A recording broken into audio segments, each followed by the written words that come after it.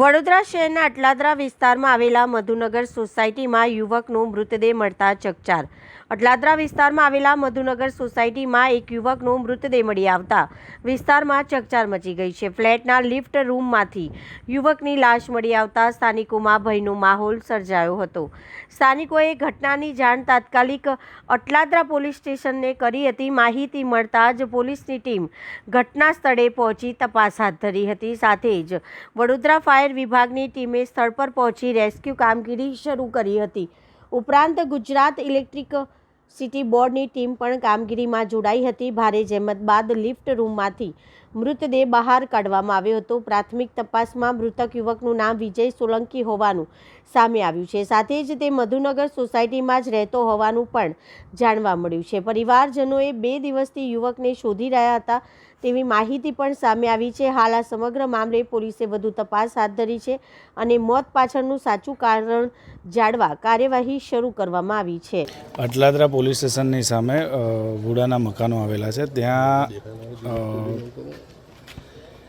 ત્યાં લિફ્ટમાં કોઈ કામગીરી દરમિયાન અંદર માણસ ફસાઈ ગયો છે તેવા પ્રાથમિક message Vadodara fire and emergency સર્વિસને અહીંયા મીડિયા મિત્રો દ્વારા જ આપણને માહિતી મળી હતી. તેથી GIDC ફાયર સ્ટેશનની ટીમ તાત્કાલિક ઘટના સ્થળ પર આવી વધુ તપાસ કરતાં જે લિફ્ટનું ઉપરનો ભાગ, જે લિફ્ટની અંદર જે મેન્ટેનન્સ કરવાનો ભાગ હોય છે, ઉપરનો જે ટેરેસ ઉપર હોય છે, ત્યાં કોઈક વ્યક્તિ એ લિફ્ટનું કંઈક મેન્ટેનન્સ કરતા દરમિયાન શોર્ટ સર્કિટના કારણે તેમને અત્યારે મૃત્યુ પામ્યું છે તેવું દેખાય છે.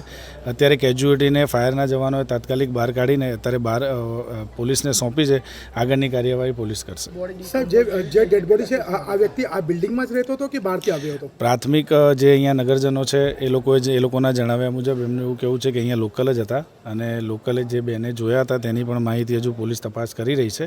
શું માહિતી છે એકચ્યુઅલ પોલીસનો વિષય છે, એટલે તે અત્યારે હાલમાં કામગીરી કરે છે. ફાયરની જે પ્રાથમિક તબક્કે તો GEBની મદદ લઈને આપણે ઇલેક્ટ્રિક કનેક્શન કટ કરીને સેફલી એમને એ રીતે બહાર નીકાળી લીધી છે અને ઉપર અત્યારે એમનું પંચનામું ચાલે છે. સર, જે તે ડેડ બોડી તમે જોઈ શકો કેટલા દિવસની આ ડેડ બોડી લાગી રહી છે? એમાં વિષય દેટ મીન્સ કે ડિસ્કમ્પોઝ થઈ ગઈ, પણ ડિકમ્પોઝ થવાના ઘણા બધા રીઝન હોય છે કે ઇલેક્ટ્રિક શોર્ટ સર્કિટના કારણે જો 440 કેવીનો એનું જો વોલ્ટેજ હોય તો એ કરંટ બોડીની અંદર ઘણા બધા ડેમેજ કરીને બહાર નીકળવાનો પ્રયત્ન કરતી હોય છે. આ તમે કીધું લિફ્ટ રિપેર કરવા આવ્યો તો કેટલા દિવસ પહેલા રિપેર કરવા આવ્યો તો ને શું માહિતી?